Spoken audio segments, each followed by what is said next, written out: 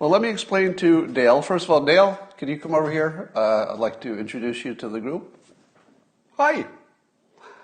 Dale, are you ready for this quick explanation of mail-in voting and what's good and bad about it? Present. All right. So Dale, just pay attention.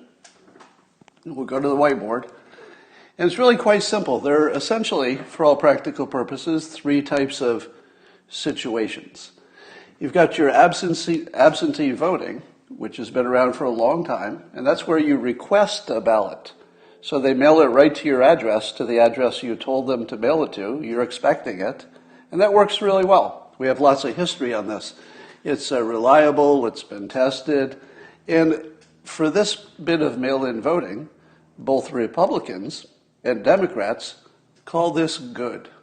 There is no argument about this part of the mail-in voting.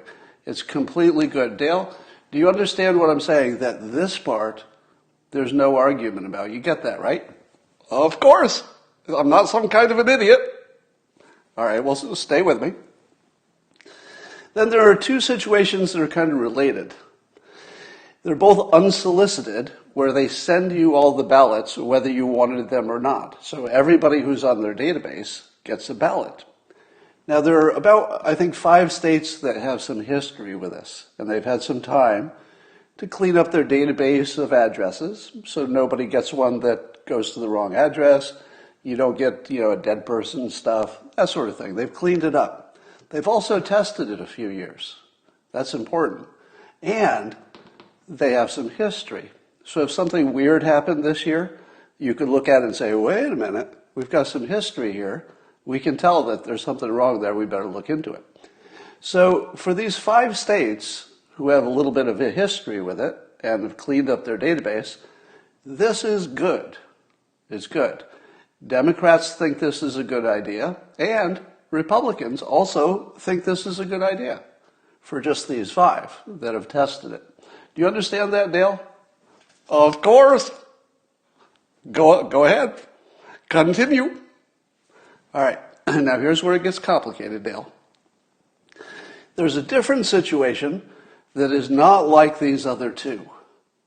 And unfortunately, most of the states fall into this category, that if they were to send massive unsolicited ballots out, it would be the first time they've done it, and their databases would be as bad as these were, the 5, when they started. So we have some history, and we know that it takes some time to get them right, and a lot could go wrong. But they haven't tested it yet, and they don't have a history. So if these states got an output, let's say a result, that the public didn't quite trust, what would you compare it to? Because we've never had a coronavirus situation with mass mail-in votes for this state, or these states. So, Dale, now you understand the situation here, right? You've got 2 situations with mail-in votes. Thumbs up. Democrats like them, Republicans like them, independents, experts, the media. Good and good. You got that so far, Dale? You understand that, right? I'm not an idiot. I got it. Okay, but you also follow that this is the minority. There are not many votes relative to this big category here. This one that's not tested with bad databases.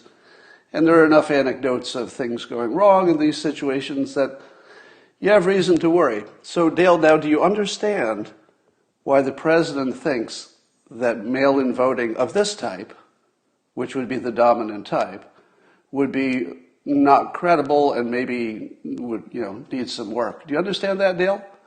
Yes, I do. In other words, mail-in voting is perfectly safe.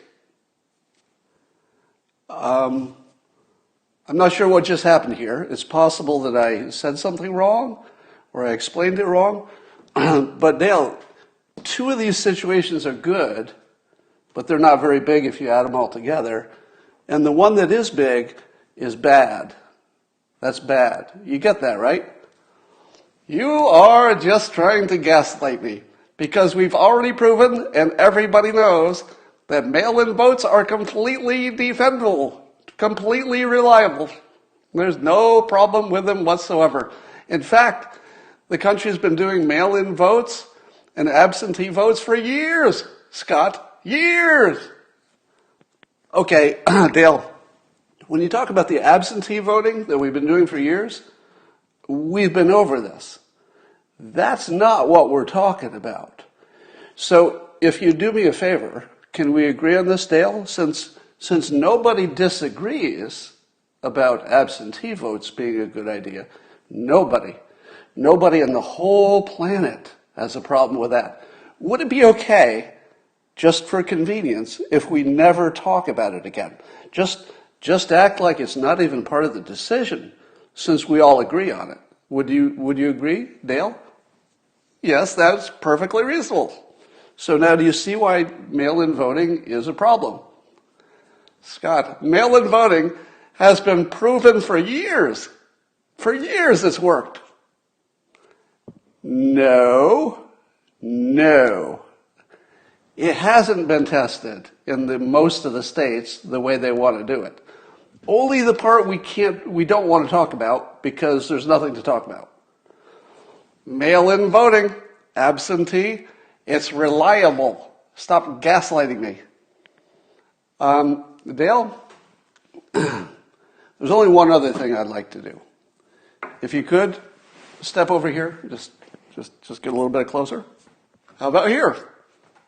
Yeah, that's good. Stay right there, Dale.